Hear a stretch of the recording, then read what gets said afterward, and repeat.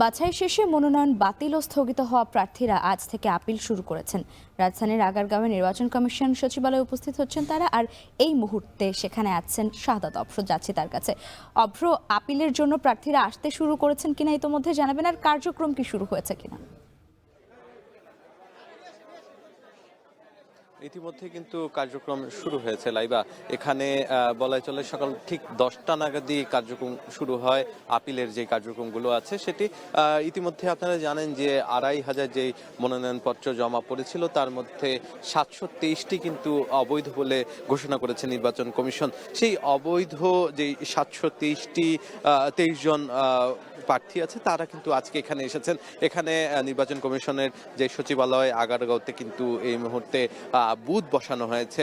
এখানে প্রত্যেক অঞ্চল ভিত্তিক বুথ বসানো হয়েছে 10টি, এবং একটি কিন্তু হচ্ছে কেন্দ্রীয় বুথ, যেখানে কিনা হচ্ছে খুলনা, রাজশাহী, রংপুর, চট্টগ্রাম, কুমিল্লা, সিলেট, ঢাকা, ময়মনসিংহ, বরিশাল, ফরিদপুর সহ কেন্দ্রীয় একটি বুথ কিন্তু রয়েছে। এই সবগুলো বুথে যারা কিনা এই অঞ্চলগুলো আছে অঞ্চল ভিত্তিকভাবে তাদের সমস্যা যেগুলো চিহ্নিত করা হয়েছে সেগুলো সমাধান করে কিন্তু এখানে তাদের জন্য জমা দেওয়ার সুযোগ রয়েছে নমিনেশন পত্রটি, এবং সেই ক্ষেত্রে তাদের আপিল নিষ্পত্তির জন্য কিন্তু হচ্ছে 11 থেকে সময় দেওয়া হয়েছে। 18 তারিখের মধ্যে কিন্তু আপিলগুলো নিষ্পত্তি করা হবে, এমনটাই কিন্তু আমরা জানতে পেরেছি। এছাড়াও এই যে আজকে থেকে যে কার্যক্রম শুরু হলো, এই কার্যক্রম কিন্তু 9 তারিখ পর্যন্ত চলবে।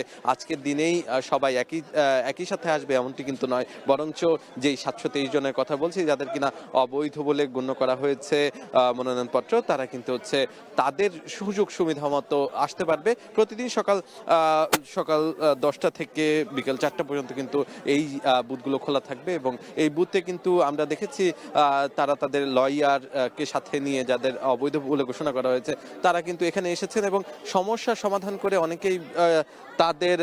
অনেকেই কিন্তু তাদের যেই প্রার্থিতা সেটি কিন্তু হচ্ছে জমা আবার দিয়ে তারা কিন্তু খুশি মনে ফিরে যাচ্ছেন। তারা বলছেন যে তাদের প্রার্থিতা ফিরে পাওয়ার ব্যাপারে তারা কিন্তু হচ্ছে শতভাগ আশাবাদী, এবং তারা বলছেন খুব ছোট ক্ষুদ্র কারণে কিন্তু তাদের প্রার্থিতা বাতিল করা হয়েছে।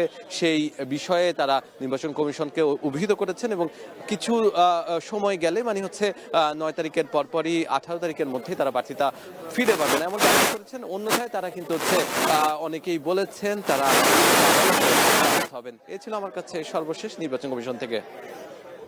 আগারগাঁও নির্বাচন কমিশন সচিবালয় থেকে যুক্ত ছিলেন শাহাদাত অভ্র।